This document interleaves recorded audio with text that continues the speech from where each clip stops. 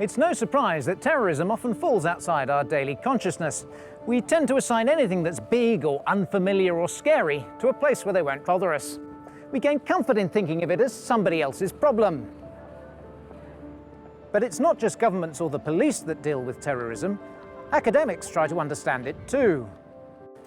They look at it as a subject to be examined and ultimately understood, looking for patterns that occur over time that allow us to learn from history and ultimately understand what it is that motivates someone to kill for a particular idea or worldview. I've come to meet Roger Griffin, a professor in modern history who lectures principally on the history of ideas, looking at ideologies that have strived to shape the modern world, particularly those of terrorist and extremist groups. So, Roger, give me a definition of terrorism. It's useful to think of terrorism as a very particular sort of criminal act. A criminal act where there's some act of violence, either against people or buildings, which are chosen for their symbolic value.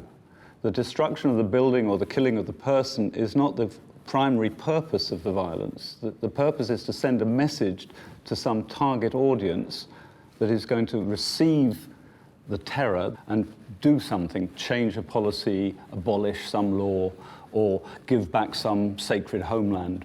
Another feature of terrorism is that it's not motivated by personal gain, it's motivated by idealism.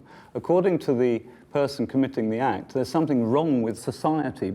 So is there any such thing as a typical terrorist? Well, absolutely not. No, there's no such thing as a typical terrorist in the sense of any particular ethnic community or religion or social background or psychological type.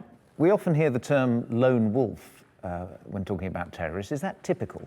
It is really quite exceptional to even have individuals apparently working on their own. In some cases, they were members of organizations. For example, the nail bomber, David Copeland, surfed the web and he found instructions about how to make bombs, and he became a virtual member of a virtual party called the National Socialist Movement. He certainly felt part of a society, but it was a virtual society. Right. So my basic point is that terrorist radicalization is always a social process. So just as no man is an island, you could say no terrorist is an island.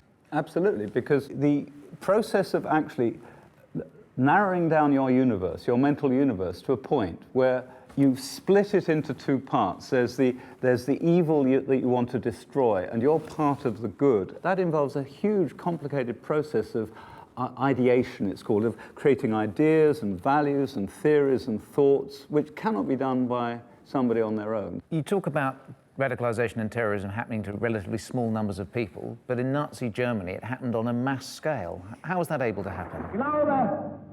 Goebbels was a believer, but he realized that he had to somehow convert the masses, and his metaphor was that every individual German, without being part of the Nazi movement, he likened them to a worm, and the purpose of propaganda was to make the little worm feel he was part of a great dragon.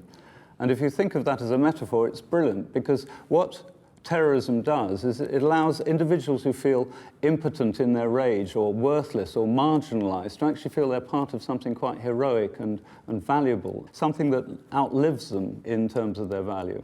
In modern society, though, the terrorist has to somehow replace the mass movement. There is no mass. Yeah. So they have to form a sort of mini movement, and they do that by having the idea of the vanguard. They are part of an elite. The masses cannot understand. So there's always this battle between the inner worm, who could be the good guy, and the greater dragon, who is the ideology that's driving them on. I have a very strong sense that inside every terrorist is buried a sort of school child, a son, a daughter, a friend, just an ordinary adolescent that can still be appealed to. The inner self, the small self, has never really gone. I believe it's extremely psychologically rare for somebody to completely bury it. It's been said that no man is an island. We rely on our interaction with others. From speaking to Roger, it would appear no terrorist is an island. The group dynamic is vital for them to succeed. Our need for a sense of belonging is what drives ordinary people to do things they wouldn't ordinarily do. And that includes you.